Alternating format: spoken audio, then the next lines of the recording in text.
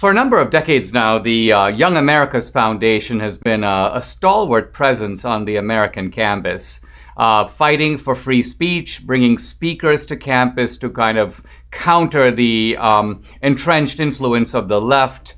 I've really been thrilled to have spoken on behalf of this organization from my early years, going back to my first book, Illiberal Education.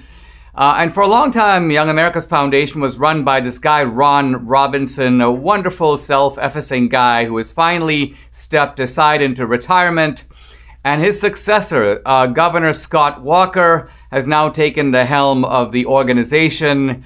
And he joins me now on the podcast. Governor Walker, welcome to the podcast. Thanks for joining me. How do you like the shift from the political world and the world of running a state to now running a campus organization with chapters at campuses across the country? Well, it's remarkable and awfully exciting. As you mentioned, Ron Robinson did a fabulous job of setting the table here and really coming in now as the new president. I'm not changing what we do, but rather how many people we reach. And it's just as critical as the work we did as governor. 10 years ago, the left tried to intimidate us. They started the Occupy movement, not in Wall Street, but on my street in Madison, Wisconsin, with 100,000 protesters that occupied our Capitol for weeks on end. They hoped to intimidate us, to marginalize us, to ultimately try and recall us. But we survived each of those battles, and our state is that much better because of it. And that's exactly the same sort of thing, as you know, from being active on campus, in particular with speeches you've done for us at Young America's Foundation, that it's exactly the same thing they're trying to do, not only to speakers, but to students or anyone just with objective thought out there, is they're trying to cancel them as well as intimidate or marginalize them. We're fighting back, and that's what we're pushing for with the long game.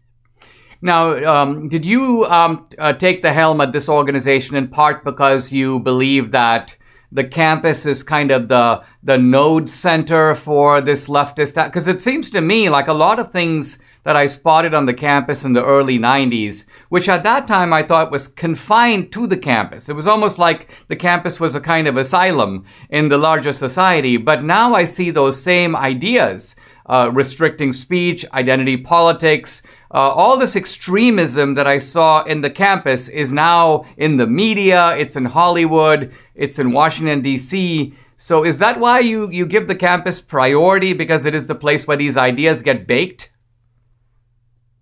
Absolutely. As you mentioned, in many ways, it was the canary in the coal mine where the warnings were already being given back then. And I think for a while, many conservatives kind of used the words that have been paraphrased over the years from Winston Churchill, that, this old adage that if you're not a little liberal when you're in college, you have no heart. If you're not a little conservative when you're older, you have no brain.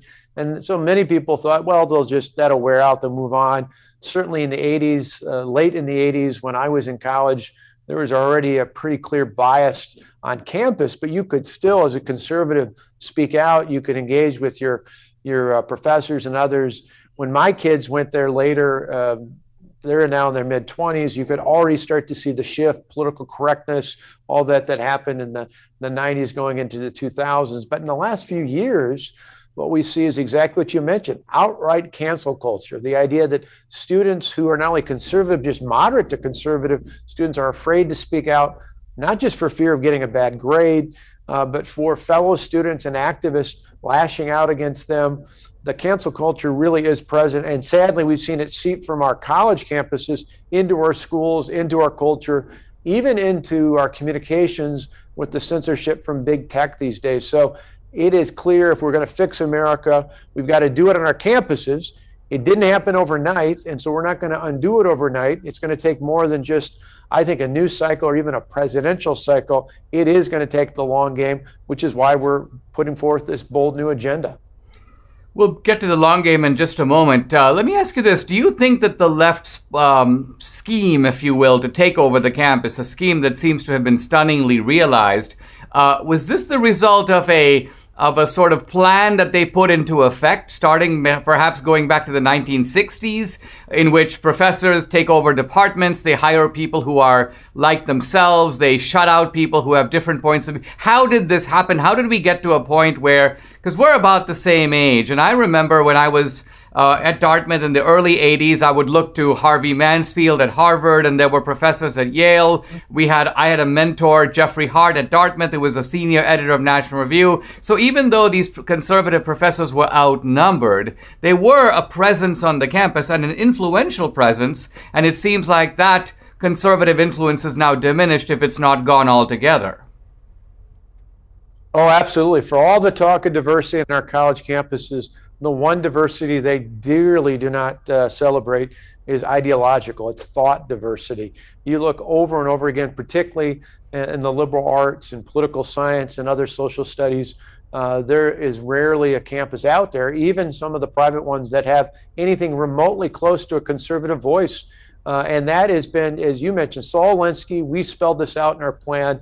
This goes back to the earliest parts of the 60s with a long-term plan. They were willing to look this out over many, many years, many decades into the future, which is why it's not going to be changed overnight. But I remember not only in college, I had a college professor, John McAdams, who was a great conservative, challenged us, taught us to think critically. Years later, Marquette University went after him because he actually challenged a teaching assistant who told a student at a Catholic institution that they could not stand up and write a paper on defending traditional marriage because it might offend other students. At a Catholic institution, he spoke out and said that was ridiculous. They used that as the impetus to get rid of him. This is what they're doing, and it's even going into schools. My son Matthew's 26, had a great teacher in high school who taught AP government, but as objective as she tried to be, I remember one day came back with an assignment from his textbook. The chapter was about how Ronald Reagan's tax cuts brought about the deficits of the 1980s. Of course, that's false. You'll appreciate this. I actually took your book about Ronald Reagan off my shelf and gave that to him as an assignment to counter what he was getting from the textbook. But even fair teachers, even teachers trying to be objective these days, in curriculum and textbooks and elsewhere, it's almost impossible to do so. That's why we've got to turn things around. And again, that's why we're pushing the long game.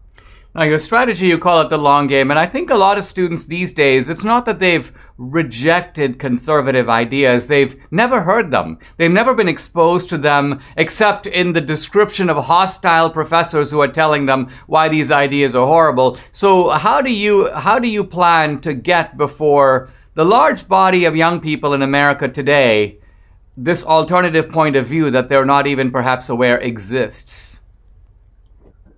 Well, one, you're exactly right. That's the whole game plan of the cancel culture, is to not even expose people, anyone, but particularly young people, to these ideas. We talk about the failures of socialism in Cuba and Venezuela. We talk about the failures years ago in the Soviet Union and Eastern Bloc countries of communism.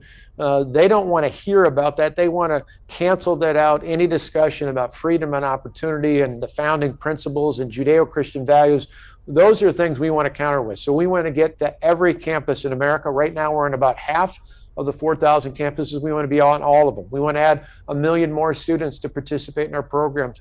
We understand, as you do, that you've got to go to where students are at, not just on campus with great speakers like you have been, and to add more, but we've got to go on YouTube and dramatically increase our numbers. We want to get to 5 million subscribers on YAF TV and 5 billion new views. We got to partner with other groups that are out there. There's great organizations that we can work together with, and in particular on free speech, because that's become the new battleground.